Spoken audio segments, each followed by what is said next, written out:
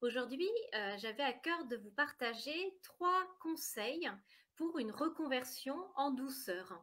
Alors vous le savez sans doute, je suis issue moi d'un parcours de reconversion puisqu'avant de créer la cuisine thérapie, j'ai passé 15 ans, dans un grand groupe, industriel français et j'ai eu l'idée de, me reconvertir, en 2013 et puis, j'ai mis en œuvre cette idée en 2015 du coup.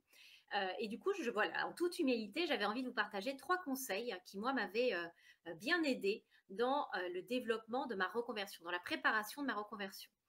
Le premier conseil, c'est de vraiment se focaliser sur son pourquoi. Alors son pourquoi en 2 mots plutôt qu'en un. L'idée c'est pas de savoir, pourquoi vous avez envie de changer de vie et de démarrer une reconversion, même si c'est évidemment, très important, mais ça invite à regarder, en arrière dans le rétroviseur.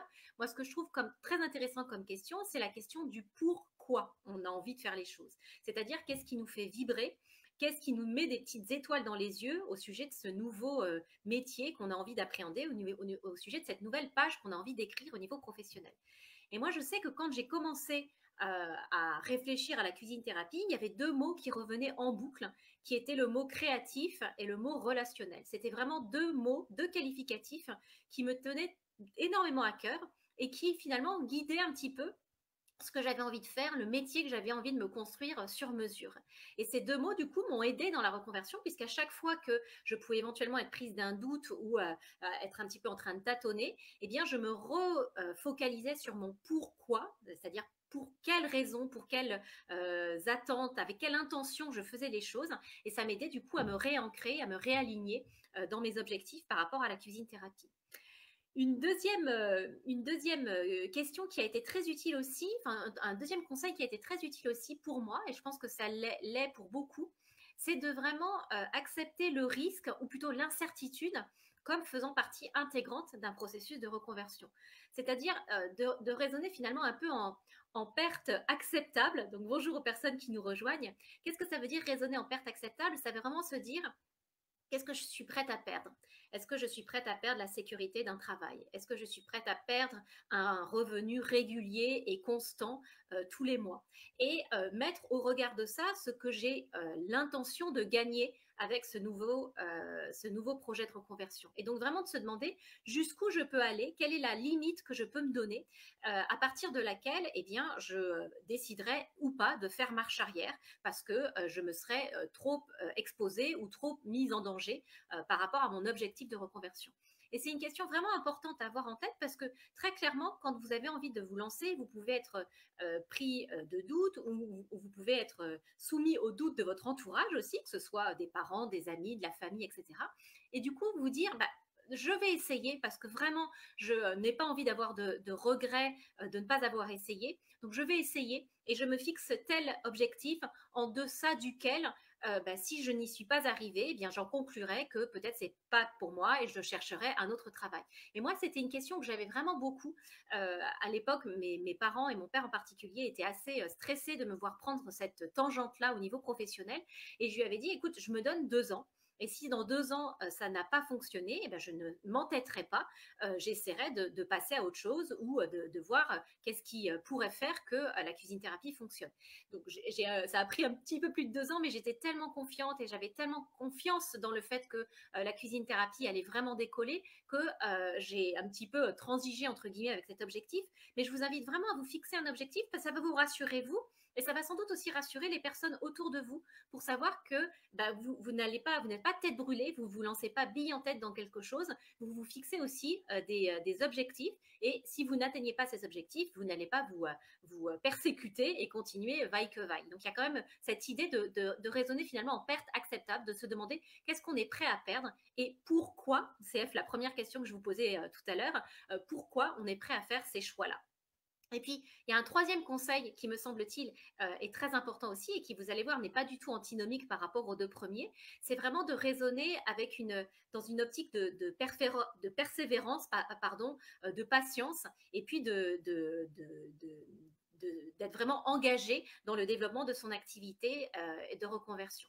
C'est vraiment important parce qu'on peut avoir tendance à se dire qu'on va jeter l'éponge si ça n'a pas marché tout de suite.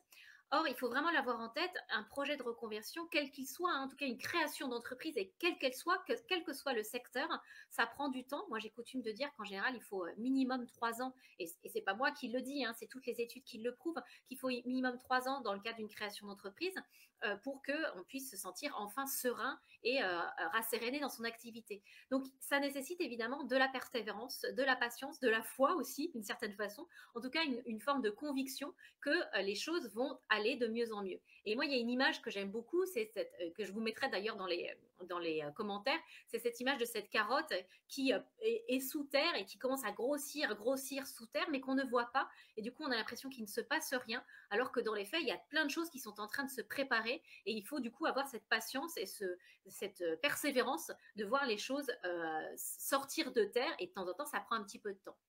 Je serais curieuse de savoir ce que vous pensez de ces 3 conseils. Est-ce qu'il y a des personnes en reconversion qui sont là dans le chat aujourd'hui? Si c'est le cas, n'hésitez surtout pas à me dire ce que vous pensez de ces 3 conseils et à partager votre expérience aussi.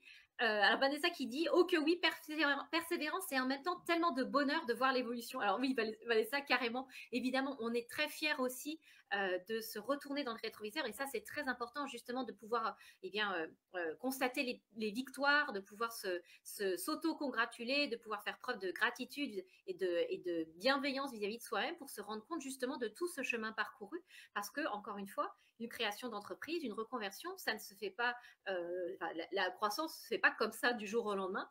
Il y a des périodes un peu en dents de scie qui peuvent paraître un peu compliquées à gérer sur le plan émotionnel, mais au final, moi je reste convaincue que quand on croit à ce qu'on fait et quand on s'en donne les moyens, il peut vraiment se passer des merveilles à l'arrivée.